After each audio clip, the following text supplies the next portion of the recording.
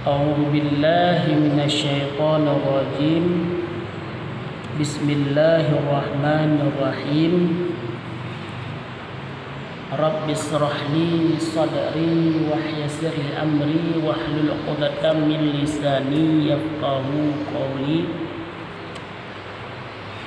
Soal jika kita ditanyai orang berapa perkara rukun Islam itu, jawab bahwa rukun Islam itu 5 perkara. Pertama, mengucap 2 kalimat syahadat.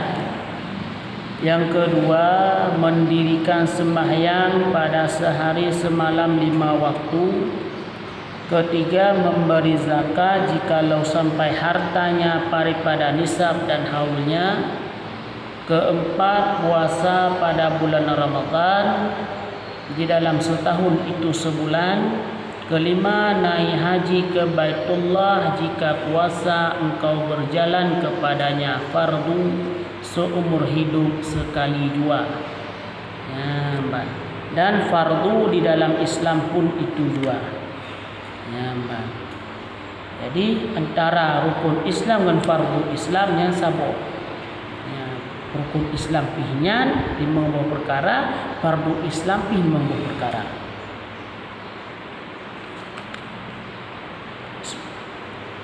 Soal jika kita ditanya orang berapa perkara kesempurnaan Islam, kesempurnaan Islam badung perkara. Jawab bahwa kesempurnaan Islam itu yaitu seperti kesempurnaan iman, yaitu 3 perkara seperti yang tersebut dahulu. Rupaji kesempurnaan Islam sama lagi kesempurnaan iman. Kesempurnaan iman nalai perkara, begitu juga kesempurnaan Islam nalai perkara. Soal jika kita ditanya orang berapa perkara tanda Islam, jawab bahwa tanda Islam itu 4 perkara. Tanda Islam na berboh perkara. Pertama, merendahkan diri kepada sesama Islam. Sesama Islam dan merendah.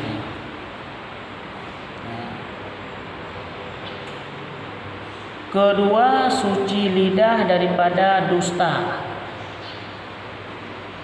Ketiga, suci perut daripada makan yang haram. Keempat, suci badan daripada luba dan tamak. Yang adalah tanda Islam. Naput perkara. Soal jika kita ditanya orang berapa perkara syarat Islam itu, jawab bahwa syarat Islam itu 4 perkara. Pertama, sabar akan hukum Allah. Kedua, ridha akan qada Allah. Ketiga, yakin serta ikhlas hatinya menyerahkan dirinya kepada Allah. Yang keempat, mengikuti firman Allah dan sabda Rasulullah serta menjauhkan segala larangannya. Yang adalah syarat daripada Islam. Kemudian soal jika kita ditanya orang berapa perkara yang membinasakan Islam. Berapa perkara yang membinasakan Islam, yang jika binasa Islam katanya. Jawab bahwa yang membinasakan Islam itu 4 perkara. Pertama, berbuat sesuatu dengan tiada diketahui. Tapubut dengan hana daduku, hana ilmu katanya.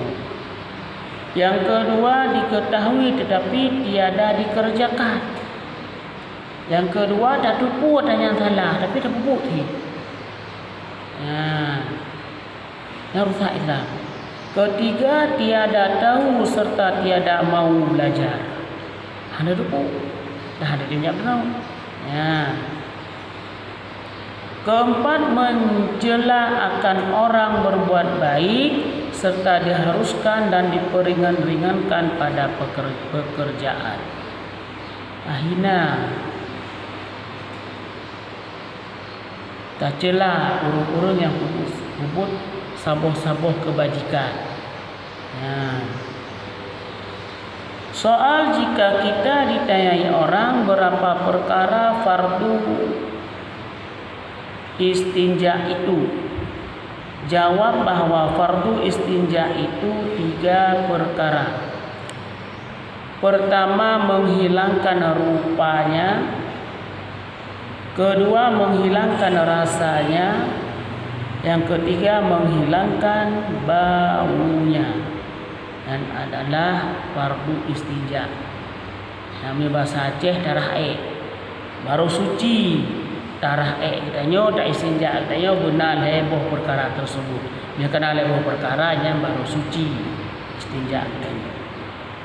Wallahu a'lam bishawab.